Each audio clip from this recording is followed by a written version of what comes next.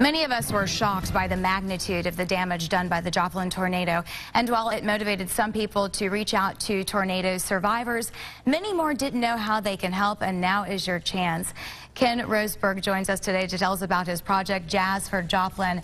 And not only does it shine light on Kansas City's jazz community, but a majority of the proceeds from this CD will actually help benefit Joplin tornado victims. That's amazing. Thank you very much. Good morning. Good morning. Great to be here. Yes. Thank you so much for having me, and appreciate the opportunity to talk about the project. Yes. So you are not a musician by first trade. That's correct. You're a real estate broker. Real estate broker. I've been with Cedar Creek Realty out in Olathe for about 20 years. And this project started out as a little bit of a bucket list item. When I turned 50 years old, I decided that singing jazz is something that I really wanted to do. And it was a project I was going to share with my mom and my family and close friends. And as it evolved, it ended up being a fundraiser for Joplin tornado victims. And tell us a little bit about the music on the CD.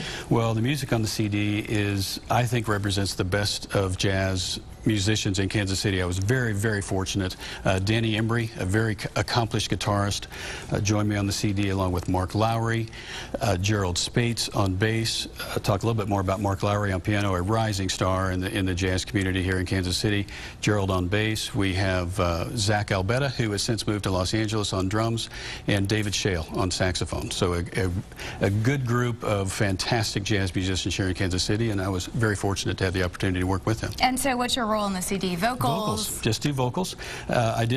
We wrote 5 songs. I wrote 5 songs for the CD, and 2 of them ended up on the cutting room floor, as they say, and the first 3 songs on the CD are personal songs that we wrote, and I do the vocals on all of them. You know, Kansas City's jazz scene is renowned, so did they take you in easily, or was it difficult to convince the local legends that you could do this?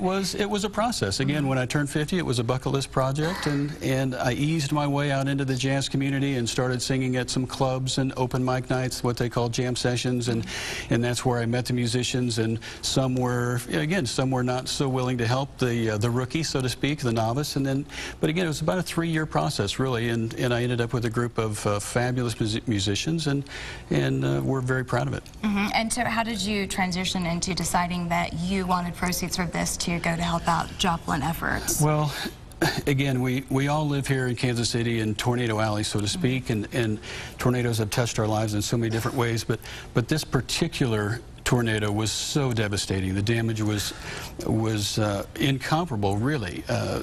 It was an F5. It was on the ground for 20 miles, and 7,000 homes were destroyed. And me being a realtor, I've been out, as we talked about earlier, in Cedar Creek.